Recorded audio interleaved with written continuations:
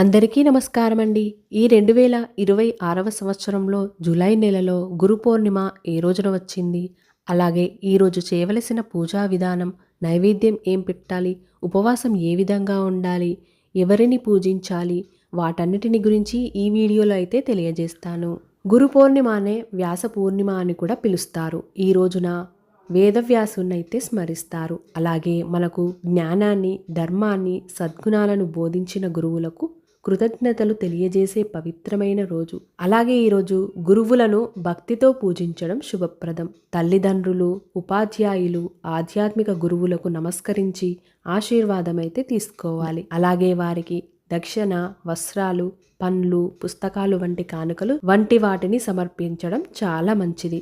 శ్రీ దక్షిణామూర్తి అలాగే దత్తాత్రేయ స్వామి, మహర్షి వేదవ్యాసులను ఆరాధించడం విశేషమైన ఫలితాన్నైతే ఇస్తుంది. అలాగే ఈ రోజున గురువును కలిసి వారి ఆశీర్వాదం తీసుకున్న వారికి విద్యాభివృద్ధి, జ్ఞానాభివృద్ధి, ఆధ్యాత్మిక పురోగతి, జీవితంలో విజయాలు కలుగుతాయని శాస్త్రాలైతే చెబుతున్నాయి. అలాంటి పవిత్రమైన రోజు ఈ 2026వ సంవత్సరంలో జూలై 29 బుధవారం రోజునైతే వచ్చింది.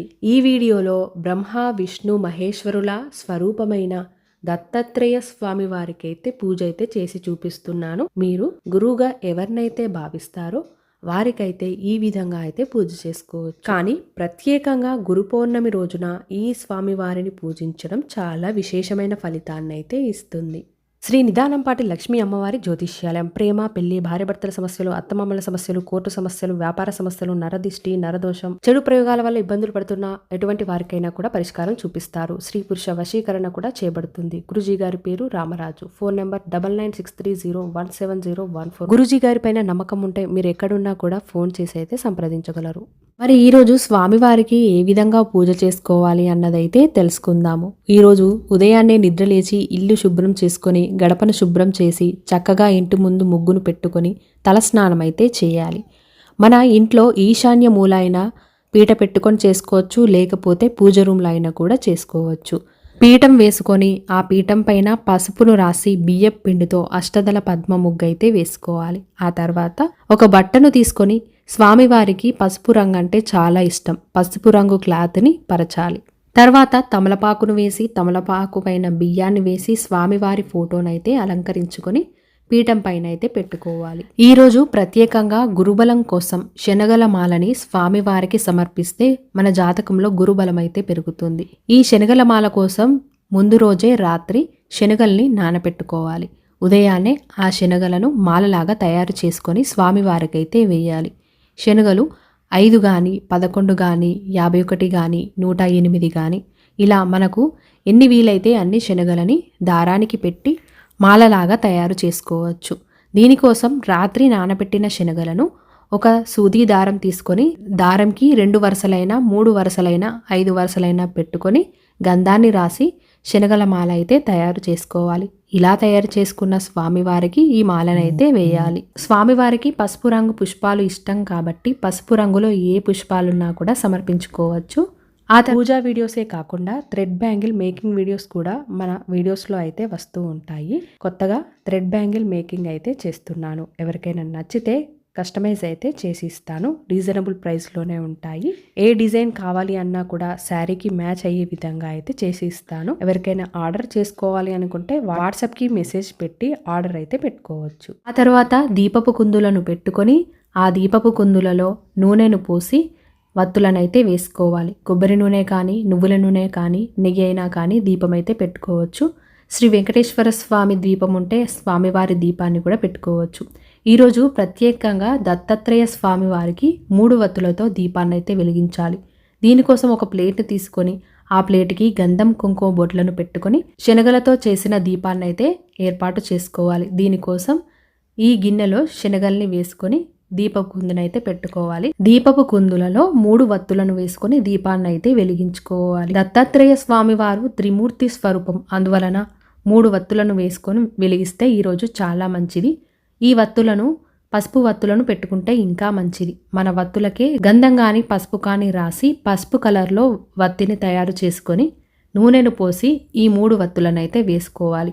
మన జాతకంలో గురుదోషం అంటే గురుబలం తక్కువగా ఉన్నట్లయితే వివాహం కాదు, సంతానం కాదు, అలాగే ఉద్యోగం కూడా రాదు. కోసం మనం గురుబలాన్ని మన జాతకంలో పెంచుకున్నట్లయితే సకల శుభాలు కూడా కలుగుతాయి. ఇలా మనం దీపాన్ని ఏర్పాటు చేసుకున్న తర్వాత ఆ దీపాలకి పువ్వులతో మనం అలంకరించుకోవాలి. అలాగే గంధం కుంకుమ బొట్లను కూడా పెట్టాలి. ఇలా తయారు చేసుకొని స్వామివారికి పెట్టే దీపాన్ని గురుదత్త దీపం లేదంటే త్రిమూర్తి దీపం అని కూడా అంటారు. ఈ దీపాన్ని మనం స్వామివారి పాదాల దగ్గర అయితే పెట్టుకోవాలి. మొదటగా ఏ పూజ చేస్తున్నా వినాయకుడికి పూజ చేయాలి కాబట్టి వినాయకుడి విగ్రహం ఉంటే వినాయకుడి విగ్రహాన్ని పెట్టుకోవచ్చు. విగ్రహం లేనట్లయితే పసుపు గణపతిని కూడా తయారు చేసుకొని పెట్టుకోవచ్చు.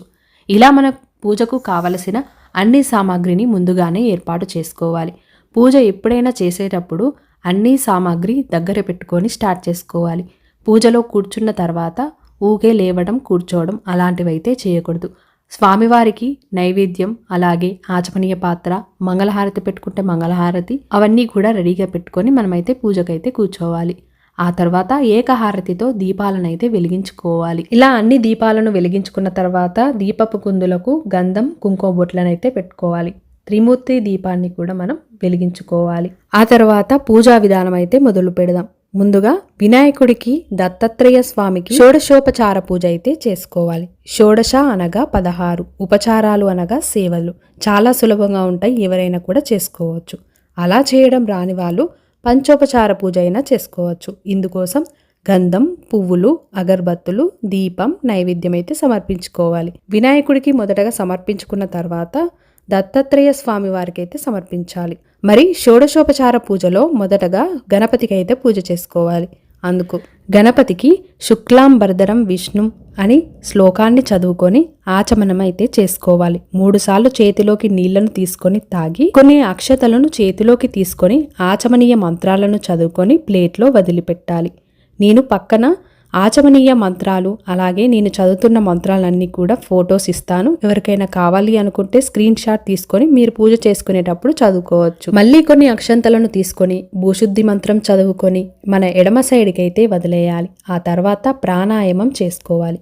తిరిగి కొన్ని అక్షతలను తీసుకొని సంకల్పాన్ని చెప్పుకొని వినాయకుడి దగ్గర వేయాలి. ఆ తర్వాత ఒక రాగి గాని ఇత్తడి చెంబుని గాని తీసుకొని అందులో పసుపు, కుంకుమ, గంధం, అక్షంతలు, ఒక పువ్వును వేసుకొని చెంబుకు బొట్టు పెట్టి ఆ చెంబు పైన చెయ్యి పెట్టి కలశ మంత్రాన్ని కూడా చదువుకోవాలి. కలశ మంత్రం చదువుకున్న తర్వాత అందులోని నీళ్లను పువ్వుతోటి దేవుడి సామాన్ పైన, దేవుడి పటం పైన చల్లుకున్న తర్వాత మన పైన కూడా చల్లుకోవాలి. ఆ తర్వాత ఓం శ్రీ మహాగణాధిపతియే నమః ధ్యాయామి ఆవాహయామి నవరత్న ఖచ్చిత సింహాసనం సమర్పయామి అనుకుంటూ అక్షంతలైతే వేసుకోవాలి. ఆ తర్వాత కలశపు చెంబులో ఉన్న పువ్వుతో నీళ్లను చూపెట్టి పాదయో పాద్యం సమర్పయామి హస్తయో ఆర్ఘ్యం సమర్పయామి శుద్ధోదక స్నానం సమర్పయామి అనుకుంటూ నీళ్లను స్వామివారి పైన చల్లుతూ మంత్రాలనైతే చదువుకోవాలి. వస్త్రయుగ్మం సమర్పయామి అనుకుంటూ వస్త్రాన్ని సమర్పించాలి. గంధం సమర్పయామి అనుకుంటూ ఒక పువ్వుకు గంధం పెట్టి సమర్పించాలి. అక్షతం సమర్పయామి అనుకుంటూ అక్షతలనైతే సమర్పించాలి. ఆ తర్వాత వినాయకుడి అష్టోత్తర శతనామావళి వచ్చినట్లయితే అష్టోత్తర శతనామావళి చదువుకోవచ్చు. రానట్లయితే ఓం గం గణపతియే నమః అనే మంత్రాన్ని 21 గాని 51 గాని 108 సార్లు చదువుకుంటూ పూలు అక్షంతలైతే సమర్పించవచ్చు. ఆ తర్వాత ధూపం సమర్పయామి అని ధూపాన్ని, దీపం సమర్పయామి అని దీపాన్ని, నైవేద్యం సమర్పయామి అని నైవేద్యాన్ని కూడా సమర్పించుకోవాలి. ఆ తర్వాత వినాయకుడికి హారతిని ఇచ్చి హారతి చుట్టూ కూడా నీళ్లను తిప్పి స్వామివారికి చూపెట్టి మనం కూడా తీసుకోవాలి. తాంబూలం సమర్పయామి అనుకుంటూ ఒక తమలపాకునైతే సమర్పించాలి. మంత్రపుష్పం సమర్పయామి అనుకుంటూ ఒక పువ్వు, కొన్ని అక్షంతలను చేతిలోకి తీసుకొని స్వామివారి పాదాలపైన అయితే వేసుకోవాలి. ఇంతటితో మన గణపతి పూజ పూర్తయిపోయినట్టే. ఆ తర్వాత దత్తాత్రేయ స్వామి వారికి పూజ చేసుకోవాలి. బ్రహ్మ, విష్ణు, మహేశ్వరుల స్వరూపమైన దత్తాత్రేయ స్వామి వారిని ఆవాహనమైతే చేయాలి. ఈ స్వామివారికి కూడా వినాయకుడికి ఎలాగైతే షోడశోపచార పూజ చేసుకున్నామో ఈ స్వామివారికి కూడా చేసుకోవాలి. ధ్యాయామి ఆవాహయామి నవరత్న ఖచ్చిత సింహాసనం సమర్పయామి అనుకుంటూ అక్షతలైతే సమర్పించుకోవాలి. ఆ తర్వాత కలశపు చెంబులో ఉన్న నీళ్లను స్వామివారి దగ్గర చల్లుతూ పాదయో పాద్యం సమర్పయామి హస్తయో ఆర్ఘ్యం సమర్పయామి శుద్ధోదక స్నానం సమర్పయామి అనుకుంటూ నీళ్లనైతే చల్లాలి. వస్త్రయుగ్మం సమర్పయామి అనుకుంటూ వస్త్రాన్ని సమర్పించాలి. వస్త్రం లేనట్లయితే అక్షంతలను కూడా సమర్పించవచ్చు. గంధం సమర్పయామి అనుకుంటూ ఒక పువ్వుకు గంధం పెట్టి సమర్పించాలి. అక్షతాం సమర్పయామి అనుకుంటూ అక్షంతలనైతే సమర్పించాలి. ఆ తర్వాత దత్తాత్రేయ స్వామివారి అష్టోత్తర శతనామావళి అయితే చదువుకోవాలి. స్వామివారి సహస్ర శతనామావళి వచ్చినా కూడా చదువుకోవచ్చు. గురుపాదక స్తోత్రం కానీ, గురు చరిత్ర కానీ ఏవైనా కూడా మనకు స్వామివారి ఎవ్వి వచ్చినా కూడా చదువుకోవచ్చు. ఇలా చదువుకునేటప్పుడు పూలను కానీ అక్షంతలను కానీ సమర్పించవచ్చు. స్వామివారికి చాలా ఇష్టమైన పసుపు రంగు పువ్వులతోని అర్చన చేసినట్లయితే చాలా మంచిది. అలాగే స్వామివారికి దీపాన్ని చూపెట్టి ధూపాన్ని చూపెట్టి నైవేద్యాన్ని కూడా సమర్పించాలి. స్వామివారికి అరటి పండ్లు లడ్డూలు అంటే చాలా ఇష్టం. ఆ తర్వాత స్వామివారికి పాట పాడుతూ హారతిని అయితే సమర్పించుకోవాలి. ఇలా హారతి చూపెట్టిన తర్వాత హారతి చుట్టూ కూడా నీళ్లను తిప్పి స్వామివారికి చూపెట్టి మనం కూడా తీసుకోవాలి. ఆ తర్వాత తాంబూలం సమర్పయామి అనుకుంటూ ఒక తమలపాకునైతే స్వామివారికి సమర్పించుకోవాలి. మంత్రపుష్పం సమర్పయామి అనుకుంటూ ఒక పువ్వు కొన్ని అక్షంతలను తీసుకొని స్వామివారికి అయితే వేయాలి. తిరిగి కొన్ని అక్షంతలను తీసుకొని స్వామివారికి మొక్కుతూ మన కోరిక ఏదున్నా కూడా మొక్కుకొని పూజలో ఏవైనా పొరపాట్లు ఉంటే క్షమించమని స్వామివారికి మొక్కుకొని అయితే పాదాల దగ్గర వేయాలి. ఈరోజు శ్రీ గురుచరిత్ర పుస్తకం చదవటం మొదలు పెడితే చాలా మంచిది. 1-2 అధ్యాయాలైనా కూడా చదవడానికైతే చూసుకోవాలి. ఈరోజు పూజ చేసుకోవటం వలన మన జాతకంలో ఉన్న గురుదోషాలన్నీ కూడా తొలగి మనం అనుకున్న పనులైతే నెరవేరుతాయి. ఇంతటితో పూజ పూర్తయిపోయినట్టే. ఇంట్లో ఈ విధంగా పూజ చేసుకున్న తర్వాత గుడికి వెళ్ళి దత్తాత్రేయ స్వామి వారికి ప్రదక్షిణలు చేసినట్లయితే చాలా మంచిది. అలాగే బయట మనకి శునకాలు కనబడితే వాటికి ఆహారం పెడితే ఇంకా మంచిది. గోమాత కనిపిస్తే పూజ చేసుకోవడం వలన చాలా మంచిది. అలాగే ఈరోజు బ్రహ్మచర్యాన్ని పాటించాలి. ఉపవాసం అంటే ఒక పూట భోజనం చేస్తే చాలా మంచిది. మాంసాహారం అయితే తినకూడదు. అలాగే పూజ అయిపోయిన తర్వాత ఈ పూజకు వాడిన పువ్వులను కానీ ఆకులను కానీ పారే నీటిలో వేసుకోవాలి. లేదు అంటే ఎవరు తొక్కని ప్రదేశంలో చెట్ల కింద అయినా కూడా వేసుకోవచ్చు. ఈ పూజలో వాడిన శనగల్ని మనం నైవేద్యంగా అయితే స్వీకరించవచ్చు. అలాగే ఈ పూజా విధానంలో ఏమైనా డౌట్స్ ఉంటే నాకు కామెంట్లో తెలియజేయండి. నేను తప్పకుండా అయితే రిప్లై ఇస్తాను. ఈ వీడియో మీకు నచ్చినట్లయితే తప్పకుండా మీ యొక్క లైక్తో నాకు సపోర్ట్ని తెలియజేసి మరిన్ని మంచి వీడియోస్ కోసం మన ఛానల్ని వెంటనే సబ్స్క్రైబ్ చేసుకొని పక్కనే ఉన్న బెల్ ఐకాన్ని కూడా క్లిక్ చేసేయండి. ధన్యవాదములు.